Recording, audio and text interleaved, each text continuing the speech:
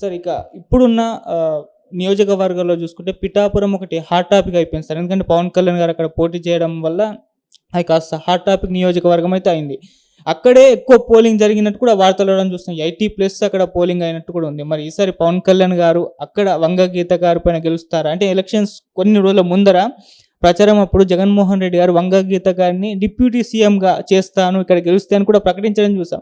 అంటే ఆయన పవన్ కళ్యాణ్ గారిని ఓడించడానికి అంత పట్టుదలగా ఉన్నారని కూడా చెప్పుకోవడం చూసాం. మరి ఏంటి సార్ ఈ పిఠాపురం నియోజకవర్గం పైన మీ రివ్యూ ఏంటి? అంటే జనరల్గా ఎవరినన్నా ఒకరిని ఇద్దరిని అడుగుతామండి. సర్వే ఇటువంటివన్నీ నా దగ్గర లేవు. అక్కడ పిఠాపురంలో ఇంతకుముందు నిలబడుతున్న కేవీసీహెచ్ మోహన్ రావు అని మా ఫ్రెండే నిలబడుతుండేవాడు. నాకు బాగా గోదావరి జిల్లాకు కూడా ఇన్ఛార్జ్ ఉన్నాను. కాపులు కూడా బాగానే ఉంటారు, సఫిషియెంట్ నెంబరు. అయితే ఏమిట్రా అనంటే నిన్న ఆయన పవన్ కళ్యాణ్ నిలబడడంతో పిఠాపురంకు ప్రాముఖ్యత వచ్చింది. కొంచెం ఇనిషియల్ స్టేజెస్లో అయితే 20 సీట్లైనా మనకు ఎందుకు కలిసి పోటీ చేయడం ఎందుకు, ఇటువంటి మాటలన్నీ మాట్లాడుతున్నారు. పోలింగ్ తుది దశకు వచ్చి, పోలింగ్ కాదు, ఎన్నికలు ప్రచార సరళి తుది దశకు వచ్చేసరికి కాపులు బాగానే జనసేనకు ర్యాలీ అయినారు. కాపులు జనసేన తరపున ర్యాలీ కావడంతో ఫ్రంట్కు మేలు జరిగింది, ఎన్డీఏ ఫ్రంట్కు మేలు జరిగింది. ఎందుకంటే ఈ కాపుల ఓట్లు కూడా యాడ్ అయిపోయినాయి కదా. యాడ్ అవడంతో ఎన్డీఏకి అది ఒక బలం చేకూర్చింది. సరే, ప్రత్యేకించి పిఠాపురం గురించి అడిగినప్పుడు ఈ జనసేన రావడంతో ఈ కాపులంతా ఏకం కావడము, దానివల్ల ఎన్డీఏకు బలం చేకూరడంతో కొంచెం వైఎస్ఆర్సీపీ నాయకులకు కానీ నాయకుడికి కానీ కొంత జనసేన నాయకుడు అంటే కోపం ఉంది. ఇతను బెండ్ కాకుండా గట్టిగా నిలబడి కాపు సామాజిక వర్గాన్ని అంతా సమీకృతం చేసి ఎన్డీఏకు పోయేదానికి దోహదపడినాడని కొంత కోపం ఉంటుందిలేండి ఎవరికైనా. అందువల్ల వంక గీతను ఎంకరేజ్ చేయడం కానీ మాట్లాడడం కానీ కొంచెం ఫైనాన్స్ కూడా చేసినారన్నారు, ఎక్కువగా డబ్బు. అందుకే ఎక్కువ పంచారని, ఏది పవన్ కళ్యాణ్ కంటే కూడా ఎక్కువ పంచినారని.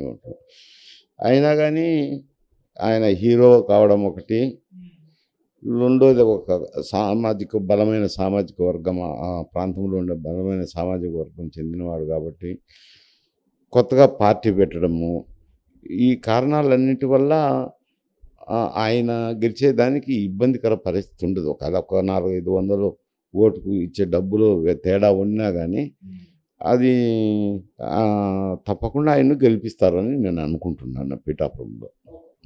సార్, పిఠాపురం నియోజకవర్గంలో ప్రచారానికి లాస్ట్ రోజు రామ్ చరణ్ గారు వాళ్ళ ఫ్యామిలీ మెంబర్స్ పవన్ కళ్యాణ్ గారి తరఫున ప్రచారం చేయడం చూస్తాం. అదే రోజు అల్లు అర్జున్ గారు ఇటు వైసీపీ వాళ్ళ ఫ్రెండ్ శిల్పారావి గారి కోసం వచ్చారు ప్రచారం చేయడానికి. అయితే ఇది చాలా ఇంపాక్ట్ చూపిస్తుంది అని చాలామంది అభిప్రాయపడుతున్నారు. ఇది చాలా చర్చనీయాంశంగా కూడా మారింది. అంటే ఇటు పవన్ కళ్యాణ్ గారికి కాకుండా అటు శిల్పారావి గారికి వెళ్ళడం కాస్త వివాదాస్పదమైంది.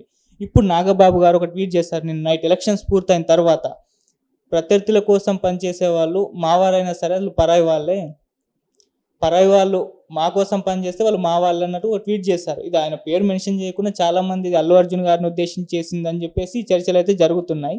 నిజంగా అల్లు అర్జున్ గారు అంత ఇంపాక్ట్ చూపించి ఉంటారంటారా? మీ ఒపీనియన్ దీనిపై?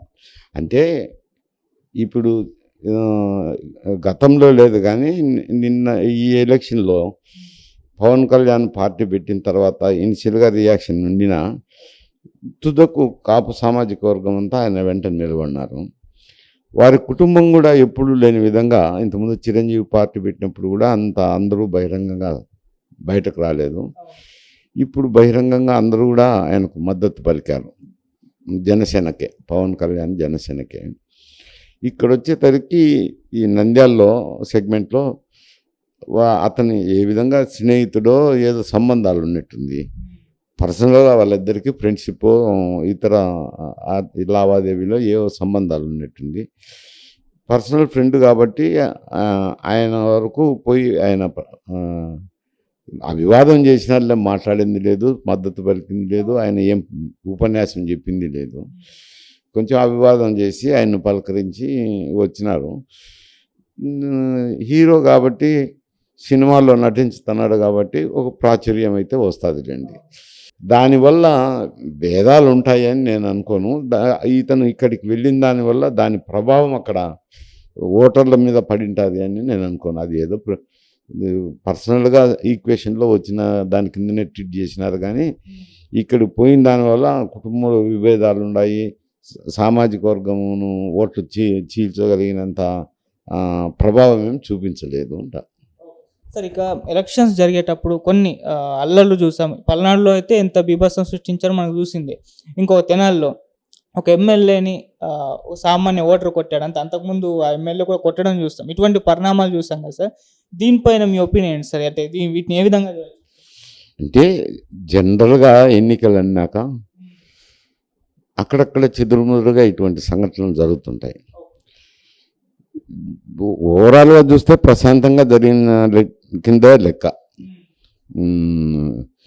ఇంతకంటే కూడా ఎక్కువ సంఘటనలు చెదురుముదురు సంఘటనలు జరిగినవి ఎలక్షన్లో ప్రతి ఎలక్షన్లో కామనే.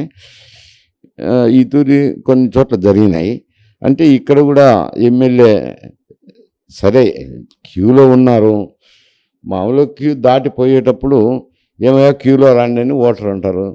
ఎందుకంటే ఎన్నికల సమయంలో ఓటరే దేవుడు, నాయకుడు అన్నీ ఆయనే. అటువంటి సందర్భంలో ఓటర్ వెళ్ళినప్పుడు కొంచెం పని ఉందిలేనా, నేను తొందరగా పోవాలా, అందువల్ల పోతానండి ఏమనుకోవద్దని చెప్పి పోయిండేది. నన్ను ప్రశ్నిస్తామని ఆయన కొట్టడము, ఆయన కొట్టినాడు కదా అని ఈయన రియాక్ట్ అయ్యి కొట్టడము జరిగినాయి. కొంత పల్నాడు ఏరియాలో ఏదో చెదురుముదురు సంఘటనలు జరిగినాయి. మొత్తం మీద చూస్తే ప్రశాంతంగా జరిగినట్టే లెక్క వేసుకోవాలి. సార్ ఫైనల్గా ఈ 2024 ఏపీ ఎలక్షన్స్ ఇప్పటి వరకు జరిగిన ఎలక్షన్స్ అన్నిటికంటే కూడా చాలా హోరాహోరీగా జరిగింది. చాలా భిన్నమైనవి, ప్రత్యేకమైనవి కూడా చాలామంది మాట్లాడుకోవడం చూస్తున్నాం. చంద్రబాబు నాయుడు గారు కూడా నేను ఎన్నో ఎన్నికలు చూశాను, ఇది మాత్రం చాలా ప్రత్యేకమైనవి కూడా చెప్పుకోవచ్చు. అయితే ఎందుకు ఇంత భిన్నంగా మారాయి ఈ ఎలక్షన్స్? మీ ఒపీనియన్ అంటే మీరు కూడా చాలా ఎలక్షన్స్ చూస్తారు కదా, ఇవి చాలా ప్రత్యేకమైనవి అంటారు? అంటే ఇప్పుడు జగన్మోహన్ రెడ్డి ఒక సైడ్ అయినారు. మిగతా జనసేన, బీజేపీ, తర్వాత తెలుగుదేశం పార్టీ ఒక పక్క అయినారు. అంటే ఎన్డీఏ అనుకో, ఆల్మోస్ట్ ఎన్డీఏ అయినప్పుడు అక్కడ చంద్రబాబు నాయుడు గారికి కూడా ప్రతిష్టాత్మకమైన ఎలక్షనే ఇది. ఎందుకంటే ఆయన వయసు రీత్యా చూసిన 5 సంవత్సరాల అధికారంలో లేకుండా పోవడం అయితేనేమి అవన్నీ ఆయనకు ప్లస్ పాయింట్స్. ఇక్కడ వైఎస్ఆర్సీపీకి మంచి మెజారిటీ ఇచ్చారు. ఎందుకంటే ఆయన ఊహించని మెజారిటీ ఇచ్చినారు.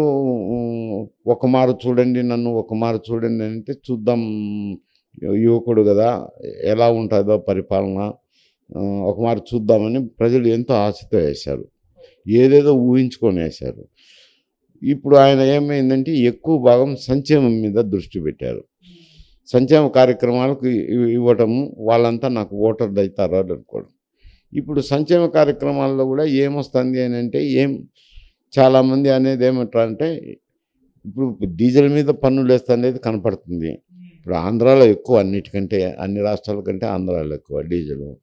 మద్యం కూడా ధరలు ఎక్కువ, అవి నాసిరకం సరుకు, ఇటువంటివన్నీ సామాన్య ప్రజలకు తెలిసిపోతున్నాయి. మా డబ్బే కదా మాకు ఇస్తాండేది, ఆయన ప్యాకెట్ మనీ ఏమి ఇవ్వలేదు కదా అని ఆ సంక్షేమ పథకాల మీద ఎవరు వచ్చినా ఇస్తారు. ఏ పార్టీ వచ్చినా ఇటువంటి ఇంకొక పేర్లతోనో ఇంకొక రకంగానో అయ్యే సంక్షేమ పథకాలు ఎవరు వచ్చినా ఇస్తారు.